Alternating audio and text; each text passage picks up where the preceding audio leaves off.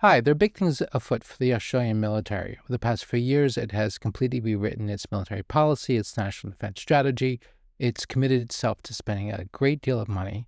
And oh, yes, there's been this controversy over a few nuclear submarines that you might have heard about. But the question is really, is Australia's military on the right track? And that's what I want to try to answer in this video. My name is Michael Shirkin, and welcome to my YouTube channel, Pax Americana, a conversation about world affairs, global conflict, military strategy, and anything else that happens to be on my mind. And if you like this video, please like and subscribe. It's very, very helpful. Also, if you have any thoughts, please feel free to add some comments in the comment section below. This video threatens to be very long. As a result, I'm going to divide it into several parts. In the first part, I want to talk about Australian military policy and national defense strategy. This is really very critical because this is the conversation. This is where we define, well, what kind of military does Australia need? And then I want to look at Australia's plans for reforming and restructuring and reinvesting in the three branches of the Australian Defence Forces, the Australian Army, the Royal Australian Air Force, and the Royal Australian Navy. And yes, of course, I'm going to talk about the submarines. Now, so once we determine what kind of military does Australia need, then we can talk about whether or not the things that Australia is doing make sense, given what Australia itself says is what it needs moving forward. By the way, the sources that I've drawn on for this video, there are lots of open sources, lots of think tank papers and that kind of thing. But there are three papers that I consider critical, and I'm going to put links to them below in the description. There's the 2023 National Defense Strategic Review, the 2024 National Defense Strategy, and the 2024 report called the Enhanced Lethality Surface Combatant Fleet, which is sometimes referred to as the Surface Fleet Review. Again, I put links to all these in the description. So part one, let's talk about Australian defense policy. Australian defense policy is really a very interesting thing. Australia historically is often punched well above its weight. And for much of Australia's history, its policy has consisted of, or rather its strategy has consisted of fighting wars far away, thinking that it's better to do that than to fight wars nearby. So if you fight the wars far away, then maybe the threat will never actually reach the near shores of Australia. At least that was the thinking. And for most of Australia's history, or at least most of Australia's history, what that really meant was helping the British Empire defend itself, so helping Britain defend the British Empire. That's why there are Australian troops in South Africa during the Boer War. Maybe you've seen the movie Breaker Morant. It's about that. And then in World War I, of course, Australian troops were active in the Middle East, and I think also in Europe. And then in World War II, Australian troops were active, I believe, in North Africa, as well as in the Mediterranean theater. I don't know if they're in the European theater. And they're certainly active, of course, in the Pacific theater. At some point in World War II, Australia switched allegiances. Instead of supporting Great Britain and the Pax Britannica, it switched over to supporting the United States and the Pax Americana. Australia, by the way, is not alone in doing this. Canada did the same thing. I believe they did it all with the blessing of Great Britain, which understood that that's just kind of, well, that's the way the world was going. So that's just the way it was, and arguably Great Britain itself did the same thing. What this meant is that during the Cold War, Australia became a staunch defender, supporter of the United States, and a pillar of the American world order, or at least the American world order, American hegemony in the Pacific. This is why Australian troops fought in Korea and in Vietnam, and more recently, why Australian troops were active in Afghanistan and in Iraq. Now, in the 1990s, after the end of the Cold War, Australian thinking did shift a little bit, and they lost their focus, or rather the focus shifted. And they became a little bit more interested in the neighborhood, particularly Oceania. So we're talking about all those small island nations to the north and northeast of Australia. And they got themselves involved in all sorts of military deployments in that area. So, for example, in 1997, Australia deployed troops to Bougainville because there was a nasty little war going on there.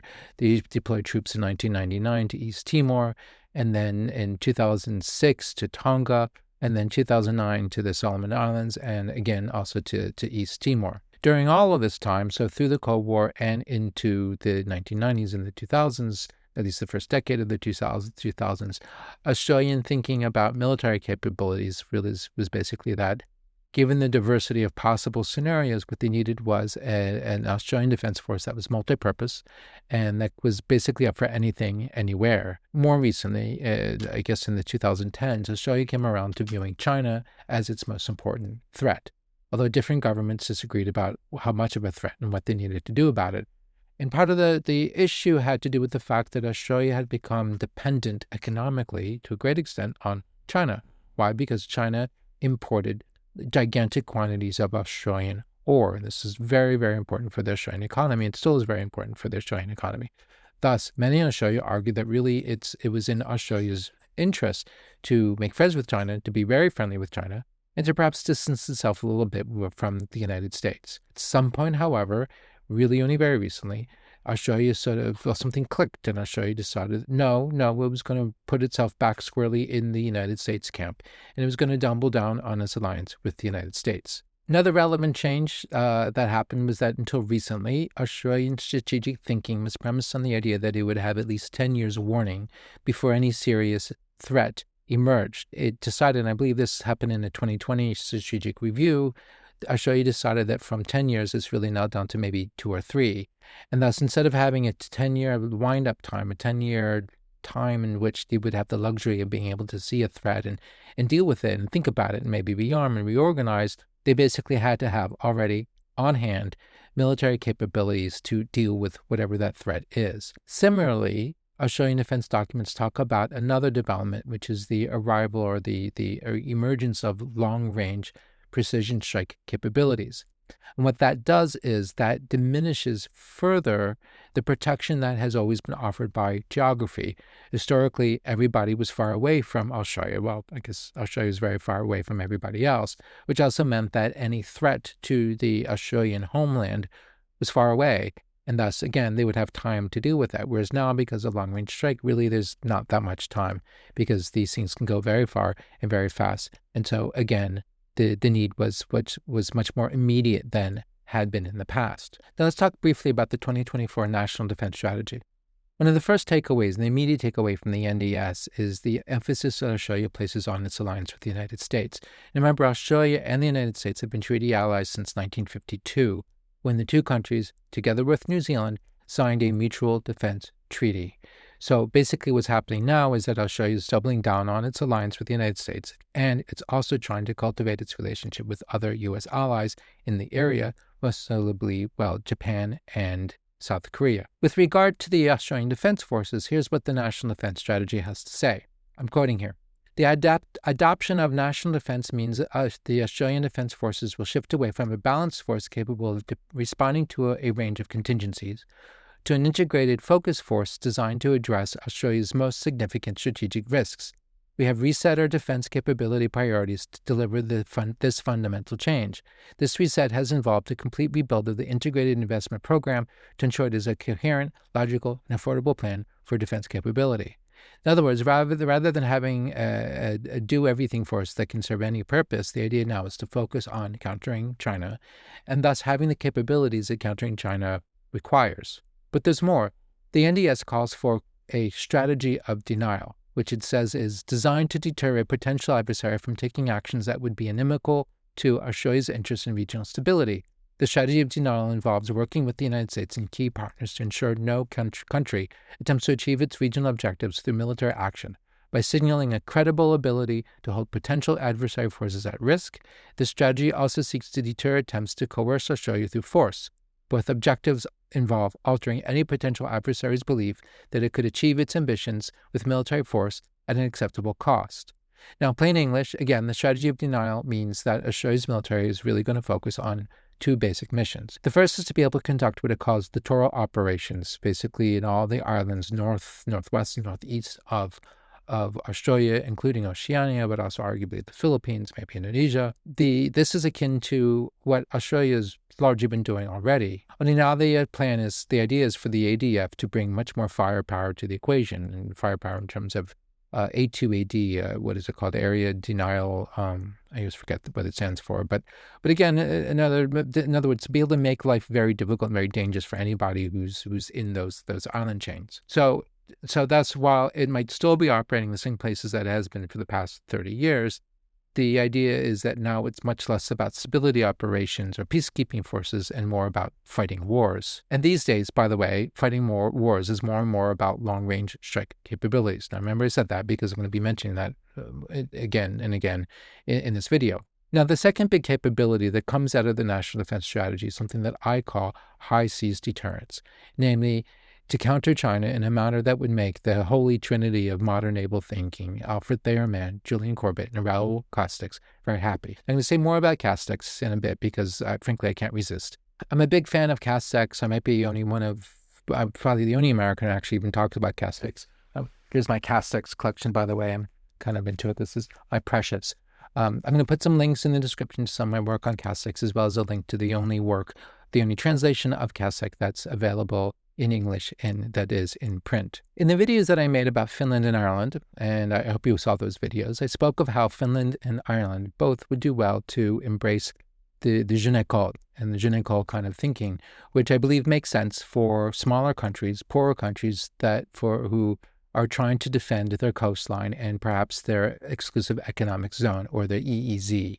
The Jeune Ecole, of course, refers to this idea that rather than trying to keep up with the really big navies, let's say like the Royal Navy at the end of the 19th century, the idea was to basically counter it with large numbers of small, fast, and cheap torpedo boats. This would prevent the Royal Navy from blockading your ports, and it would allow you to take down the large ships, because these small torpedo boats using swarm tactics could easily take down a battleship. And because they're cheap, if you might lose a few, no big deal, whereas a battleship in those days, besides costing a lot of money, also had very, very large crews. So that was the theory. Finland already is more or less doing this with all of its missile boats, and in the Ireland video, I suggested that maybe Ireland do the same thing. It's just a cheap and easy way of adding some security to the Irish coast and to Ireland's exclusive economic zone. For Australia, though, in the Australian case, the Jeune Ecole is absolutely not the way to go. Rather, the logic of Mann, Corbett, and Castex applies. They all argued that ultimately what maritime nations need are large fleets capable of ranging very far into the high seas and taking on the adversary's large fleets that are also roaming the high seas. This, they argue, was a far more effective way of guarding one's coast, actually, than coastal defenses or littoral fleets that are designed just to patrol the coasts. Castex emphasized over and over again, for example, that the best way to secure the homeland was to have a large force that could go very far and, at the very least, scare the adversary into immobilizing some of its fleet. And that's almost as good as destroying that fleet. Ideally, you can even bottle the fleet up in ports. Submarines, by the way, are a really very good way of doing that. Remember the way the Royal Navy, with its nuclear submarines, was ultimately able to bottle up the Argentine Navy, or at least keep it at a very safe distance, especially after the sinking of the Belgrano. This is very important because the Argentine Navy at the time was large and capable and it was a serious threat to the Royal Navy and could have prevented the Royal Navy from attempting its landing operation in the Falkland Islands. Similarly, Castex argued that the best way to deal with a capable enemy is by going on the offensive, always the offensive, which means going toward it, far from home. Castex, by the way, was a big proponent of submarines, although he argued that they did not revolutionize naval warfare, they were just an evolution of it. And for Castex, the main problem with submarines was actually the limited range. To keep in mind that submarines that Castex was writing about were World War I era submarines, or submarines from the interwar period. After reading Castex and submarines, I'm pretty sure that if he had known about nuclear submarines, he would have seen them as revolutionary rather than evolutionary. All this is to say that Australia's desire to cultivate and grow its blue water surface combatant fleet and acquire more capable submarines makes a great deal of sense. Okay, so part two, let's talk about the Australian military and what they're actually doing with the Australian military. Let's focus on the Australian Army first. As I said before, the Australian Army, which is about 50,000 strong, has been designed to be a general purpose up-to-anything force. It's built around 3 brigades, each of which has a rather generic functionality rather than a tailored functionality. This is not an unreasonable thing. There's some catches, though, if you do this. To have a multi-purpose generic force with limited means ultimately means that you have to shortchange certain capabilities in order to afford some of the larger, more expensive capabilities. You might even have to drop some capabilities. And it also creates a situation where you might be a jack of all trades but master of none. Also, if you have a generic multi-purpose force, it's much more difficult to make decisions about what you want to do with your money. And you have to prioritize, and prioritizing is really very difficult. I mean, just look at what the British have done. I mean, the British have in effect dithered about the requirements for things like armored vehicles. It also means that if you're attempting to have a multi-purpose force, you end up having to spend a lot of money on things sort of in case, right? In case you might need this or in case you might need that. It's easier and more cost-effective if you have a focused force where you have a lot of clarity about what you want to try to do. And so that rather than having a multi-purpose force, you really have only a single-purpose force.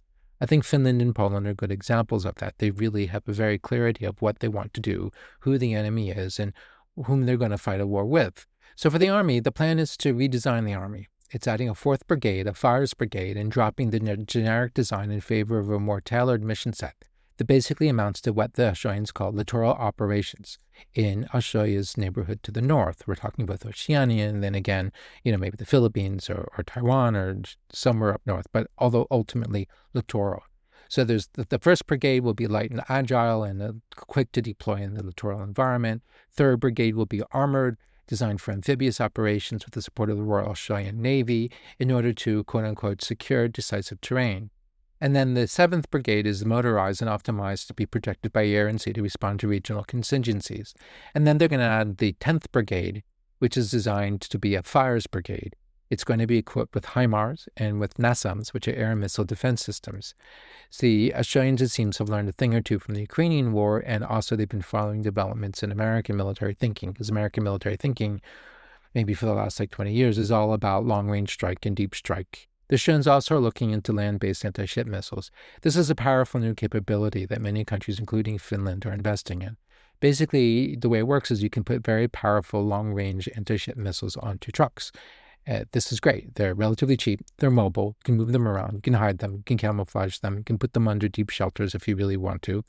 And but because of the range of the missiles, they can reach very, very far. Now, more controversial was the Australian decision in 2022 to buy 70 M1 Abrams tanks. This decision is frankly more difficult to understand than any of what I mentioned above, because it's sort of less obvious when or how Australia would use big, heavy M1 Abrams tanks. It's also not obvious how they would even transport these things, because these are like these 70-ton behemoths. It's very difficult to move them around. Australia has the means to do it, but only, slowly, a little bit at a time. And so, it's possible that from a practical point of view, these M1 tanks might be really kind of something of an albatross, sort of dead weight that the Australian military has to deal with. The Australians also are investing in infantry fighting vehicles. These are also heavy, but not as heavy. I think they're like 50 tons compared to the 17 tons of a big tank. But they're very well protected. Now, of note, this year, I believe that Australia has decided to reduce its IFV, its infantry fighting vehicle purchase, from about 400 to about 120 or 130 in order to free up money, which means that they're only going to have a battalion worth of these things. And by the way, the infantry fighting vehicle that Australia is buying is the Korean Hanwha Redback. Now, frankly, I wonder if Australia should have just skipped the M1 Abrams in favor of the Redback. I mean, they're not as well protected as an M1, but they're still fairly well protected, and a modern infantry fighting vehicle with its autocannon and anti-tank missiles is a very, very potent and lethal weapon. Now we can talk about the Royal Australian Air Force. There's really not that much to say about the Royal Australian Air Force, except that Australia wants the Air Force to be able to support both the littoral and what I call the high seas deterrence mission. So it's buying more C-130Js for lift, and most notably, it's buying 72 F-35s to operate alongside its F-18 Super Hornets and its EF-18 Growlers. I've read that the Australians are intending to enable both the F-18s and the F-35s to do long-range strike, including against ships. But let's move on then to the real star of the show, which is the Royal Australian Navy. Australia has big plans for its Navy, which intends to be able to conduct the littoral operations, plus the amphibious operations. And then, of course, they've got what I call the high seas deterrence mission. Now, to be clear, when I talk about littoral versus high seas deterrence, that's my terminology. The Royal Australian Navy itself speaks in terms of two tiers, which sort of more or less line up with my two categories. Tier 1 ships will focus on air and missile defense, long-range anti-ship and land attack, and presence and undersea warfare. The fleet will consist of 3 existing Hobart-class destroyers, which the Royal Australian Navy intends to modernize, 6 Hunter-class frigates, and interestingly, 6 large operationally crewed surface vessels that are sort of going to function as sort of extra missile platforms that will be slaved to crewed ships.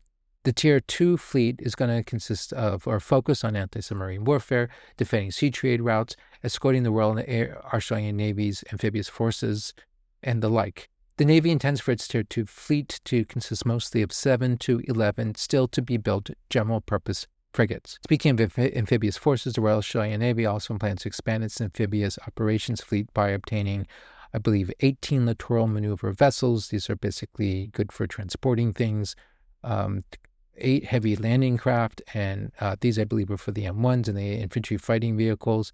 And to this, we should add 10 evolved Cape-class patrol boats and Arafura-class offshore patrol vessel. Of course, the centerpiece of Australia's naval plans, which represent 17% of its entire defense budget, is its planned nuclear-powered submarine force. The theory behind acquiring nuclear submarines is sound. They have virtually unlimited range, they're fast, they also can support large demands for electrical power. Now, think again about the example of the Royal Navy bottling up the Argentine fleet during the Falklands War. Nuclear submarines are really amazing for that kind of thing, particularly if they have to operate very, very far away from home ports. Now, according to an Australian parliamentary report that I found, in 2009, Australia announced its decision to buy new submarines to replace its 6 Collins-class boats.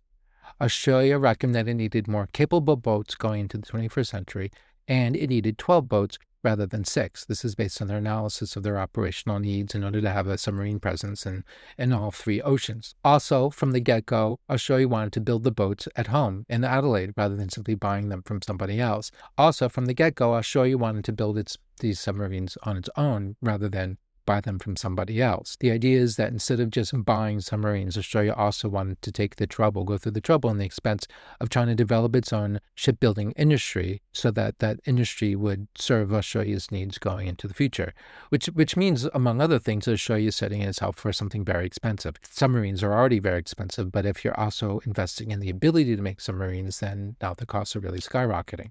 But that was always Australian policy. Interestingly, according to a 2016 Australian Ministry of Defense report that I found on submarines, the government decided to go with conventional boats, specifically French conventional boats. And I'll say a little bit more about that in a second. And they wanted conventional boats because the Australian government was intimidated by the fact that nuclear submarine boats required technical expertise that the country simply did not have and would take too long to acquire. So that report said, the Australian government has ruled out the nuclear option since Australia lacks the appropriate infrastructure, regulation guidelines, and procedures to successfully build and operate nuclear submarines, and the time required to amass such support systems and skilled people would extend beyond the time frame for the replacement of the Collins-class fleet. So, at that time, 2016, Australia decided to buy 12 French submarines. That makes sense because France builds excellent submarines and has a relatively robust industrial capacity, thanks, I believe, to the fact that France exports submarines, which is something that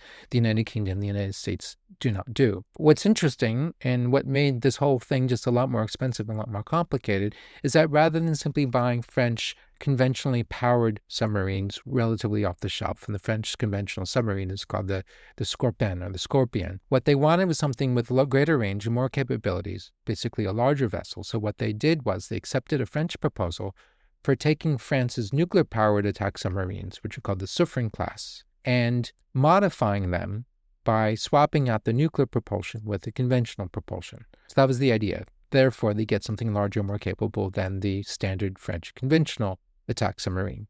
Now, apparently, converting a Submarine into a conventionally powered submarine is easier said than done. Plus, as I said before, Australia insisted on making these things as much as possible at home. So all of this put together means that these boats were destined to be very expensive and to take a long time to actually acquire. One last comment about the French boats that they were buying, that because of the modifications to the boats, plus their insistence on building them on their own, these French boats, these conventionally powered boats, would end up costing a lot more money than if they had simply went and bought French nuclear submarines in the first place.